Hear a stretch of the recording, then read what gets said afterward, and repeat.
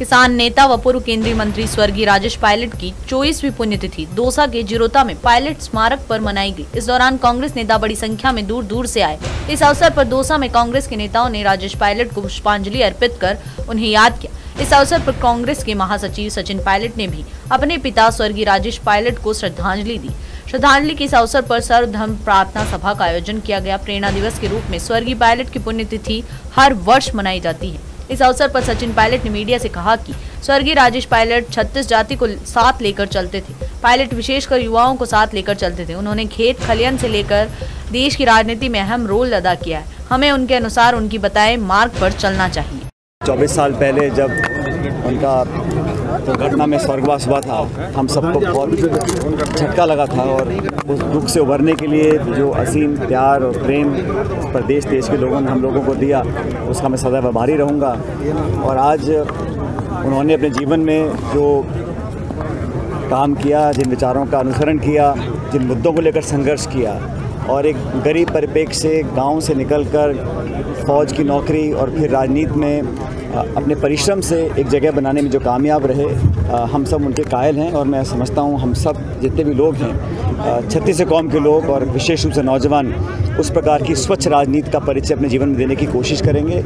आज उनको श्रद्धांजलि देते हैं, उनको याद करते हैं। और मैं समझता हूँ आज के समय पर जब अनेक चुनौतियाँ समाज के सामने हैं, तो हम सबको मिलकर उस प्रकार की जीवन शैली को अपनाने की ज़रूरत है। और राजनीति में भी उस प्रकार के सिद्धांत, उस प्रकार की बेबाक बोली और कर्मठता का परिचय देने की आवश्यकता है। और मुझे लगता है हम सब मिलकर उस दिशा में काम करेंगे। उन्होंने जो काम किए हैं उनको आगे बढ़ाने के लिए हम लोगों ने मिलकर परिश्रम किया है और उम्मीद करता हूँ आने वाले समय में कामयाब रहेंगे। सर, राजस्थान में शानदार जीत हुई है, अब की बार कांग्रेस की राजस्थान में भी शानदार जीत हुई है। दो बातें हैं। एक तो राजस्थान में जो परिणाम आए हैं, मैं प्रदेश की जनता का बहुत धन्यवाद देना चाहता हूँ कि अप्रत्याशित बहुत से एग्जिट पोल तरह तरह की बातें दिखाते थे, लेकिन राजस्थान की जनता ने विशेष रूप से ये दिखाया है कि भारतीय जनता पार्टी को 11 जगहों पर हम लोग पराजित कर सके हैं। जो सरकार डबल इंजन की थी, चाहे वो उत्तर प्रदेश की हो, हरियाणा की हो, राजस्थान की हो, यहाँ पर जनता, किसान, नौजवान ने एक स्पष्ट संदेश दिया है। सरकार किसकी बनती है, गठजोड़ की सरकार बनी है, किसी भी दल को मैंडेट नहीं मिला सरकार बनाने का, एक खंडित जनादेश आया था। लेकिन जो संदेश गया है, जो राजनीतिक संदेश इस चुनाव के परिणामों से आया है, वो ये है कि दमन की, प्रतिशोध की, आक्रमण की, भेदभाव की राजनीति नहीं चलेगी।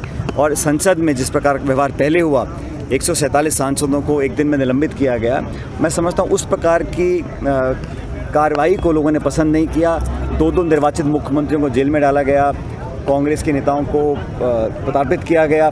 और अब विपक्ष की एकता जो हुई है, उससे एक संदेश इस निर्णय से जनता ने दिया है कि अब आने वाले समय में सबको मिलकर काम करने की ज़रूरत है। सरकार का गठन कल परसों में हुआ है, लेकिन अभी से ही कई दलों में आशंकाएं पैदा हुई हैं। कोई शपथ लेने से मना कर रहे हैं, खींचतान शुरुआत हो गया है। अब समय बताएगा कि सरकार कितना चलती है, कितना कामयाब रहती है। लेकिन जनादेश ये इस बार खंडित लोकसभा का रहा और कांग्रेस का संख्या बल दुगना हुआ है। और कांग्रेस में राहुल गांधी जी ने, खड़गे जी ने, हम सब ने मिलकर जो मेहनत करी है, उसका परिणाम आया है कि अब कांग्रेस के 100 से ज़्यादा सांसद हैं। और भाजपा चुनाव से पहले 303 सांसद लेके मैदान में उतरी थी, आज उनके 60-70 सांसद कम हुए हैं। और एनडीए जो 400 का दावा करता था, आज उनके 200 कुछ सांसद हैं। तो ये एक परिणाम कुछ हद तक संतोषजनक है कांग्रेस पार्टी के लिए। लेकिन राजस्थान में जो परिणाम आए हैं, मैं विशेष रूप से राजस्थान के मतदाताओं को धन्यवाद करना चाहता हूं कि बड़ी संख्या में कांग्रेस के और सहयोगी दलों के सांसद चुनकर लोकसभा में मंत्रिमंडल में पूर्वी राजस्थान में कांग्रेस की जो वापसी हुई है, इसका श्रेय किसको देना चाहते हो? नहीं, जो भी हम लोग जीत कर आए हैं, पार्टी के सिंबल पर जीत के आए हैं और पार्टी के नेतृत्व ने लोगों को उम्मीदवार बनने का मौका दिया है। और जो भी विजय मिली है, वो सभी नेताओं और विशेष रूप से सभी कार्यकर्ताओं को उसका श्रेय जाता है। कार्यकर्ता कड़ी धूप में मेहनत नहीं करते तो हम कामयाब नहीं होते। जो भी हम लोग जीते हैं, सबके सहयोग, सबके सामूहिक नेतृत्व की मेहनत से जीते हैं। और जहां हम हारे हैं, वहाँ पर अगली बार मेहनत करके और जीते। पहली बात जो नीट के पेपर की चर्चा हुई, अब जो परिणाम आए हैं, बहुत उसमें आरोप लग रहे हैं और सरकार का जो स्पष्टीकरण आया है वो बिल्कुल संतोषजनक नहीं है। लाखों लाख परिवार आज वंचित हैं, परेशान हैं अपने बच्चों के भविष्य को देखकर। सरकार की कार्रवाई से लोग संतुष्ट नहीं हैं। आतंकी हमले कश्मीर में हो रहे हैं और जैसा कहा गया मणिपुर के बारे में, मुझे लगता है कि सरकार को बहुत पहले सचेत होना चाहिए था। देश के कोने में हिंसा हो रही है, अपराध किए जा रहे हैं, बलात्कार किए जा रहे थे और वहाँ की हिंसा को रोकने के लिए केंद्र सरकार ने कोई कदम नहीं उठाए, उसका भी दुख हम सब लोगों को है। लेकिन अब उनके खुद लोग बोल रहे हैं तो ज़रूर सरकार इस पर संज्ञान लेगी। उन्होंने ये भी कहा कि घमंड नहीं करके अब काम करना चाहिए विपक्षी।